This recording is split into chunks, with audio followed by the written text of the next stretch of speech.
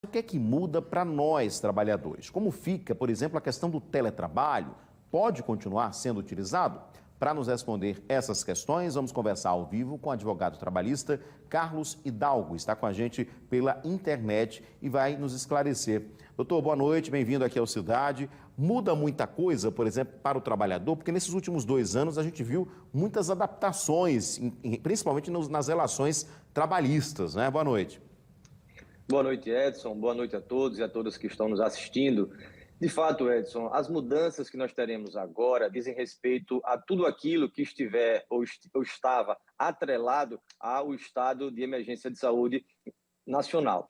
Na verdade, algumas regras, como por exemplo o teletrabalho, elas continuam vigendo, elas estão previstas na CLT e isso vai continuar sendo aplicado nas relações de trabalho. Então, todas aquelas medidas provisórias, todas aquelas novas leis que foram criadas e de alguma forma vinculadas a esse estado de emergência de saúde nacional, deixam de valer a partir de então.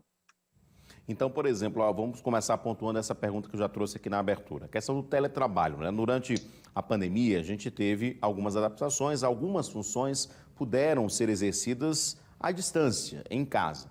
Essa decisão, por exemplo, se a empresa quiser ainda continuar com algumas dessas funções através do teletrabalho, essas empresas podem continuar ou, por exemplo, podem exigir a volta desses trabalhadores ao sistema presencial? Perfeito, Edson. O teletrabalho ele foi muito difundido durante a pandemia, mas a gente lembra que ele já existia mesmo antes de começar toda essa mudança, todas essas alterações na legislação trabalhista. Então, com a pandemia, algumas outras regras foram estabelecidas para possibilitar e, às vezes, até incentivar e obrigar a adoção do teletrabalho, visando a manutenção do ambiente de trabalho seguro. Com essa decisão, com essa portaria publicada pelo ministro Queiroga, nada muda com relação ao teletrabalho. Lembrando que a gente teve agora no mês de março uma outra medida provisória que disciplinou algumas regras, algumas medidas do teletrabalho.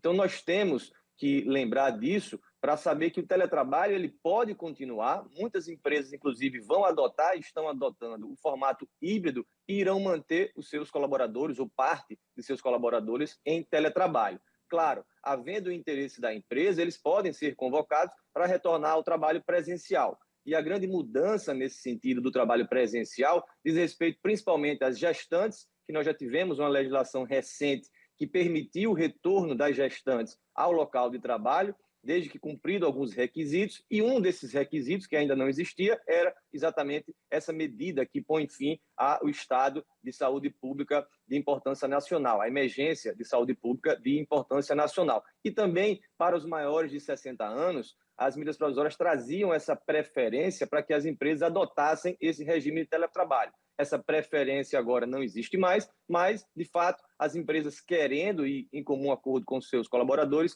podem sim manter ainda o teletrabalho. Uma das mudanças, Edson, que a gente vai ver na prática, que vai movimentar muito e mudar um pouco a rotina de trabalho, são aquelas declarações de afastamento.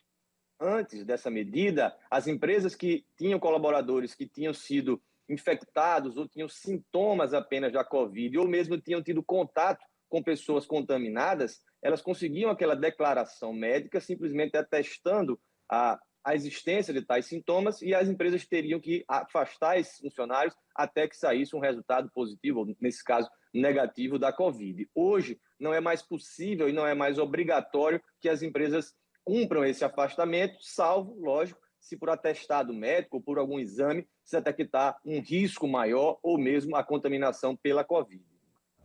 Doutor, uma última pergunta. A gente viu aí que o prazo, principalmente para os estados, enfim, os municípios se adaptarem, é de 30 dias. No caso das empresas privadas, elas também precisam respeitar esses 30 dias ou já podem, como o senhor falou agora, não aceitar, por exemplo, esse atestado já a partir de hoje? Pode. Na verdade, essa regra de transição, a gente ainda aguarda que o próprio Ministério da Saúde ele faça uma norma técnica de transição durante esse período de 30 dias. Mas, a partir de então, desses 30 dias, que é realmente quando vai começar a valer todas essas regras desse decreto, ou melhor, dessa portaria, é que as empresas vão estar mais seguras para, de fato, aplicarem no ambiente de trabalho. E, é claro, apesar de hoje, por exemplo, a máscara não ser mais obrigatória, as empresas podem, para garantir a saúde, a depender até da própria atividade do ambiente de trabalho, exigirem a manutenção da utilização das máscaras, desde que isso tenha previsão no seu regimento interno, nos seus programas de saúde e que se justifique também essa medida em ambientes fechados. Então, a pandemia não acabou, o vírus ainda não foi embora e nós temos que ter realmente muito cuidado com essa transição para que não se faça de uma forma abrupta e traga riscos à saúde e à segurança dos trabalhadores.